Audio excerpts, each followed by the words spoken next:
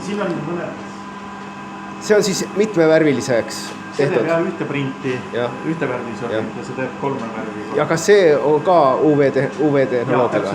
Täpselt et UV-tehnoloogia seda kuivatab ja siis prindib siis kiht-kihi haaval laiapõhjaliselt. Ja siin on lisaks mitte üks prindipea, vaid siin on 3 tükki. 3 prindipead, jah? Ja need on siis seal sees näha? Või oli rohkem? No siis on veel rohkem. Siin on 8. Okei, põhimõtteliselt... Päris palju. Mida ta on võimeline nüüd tegema, on see,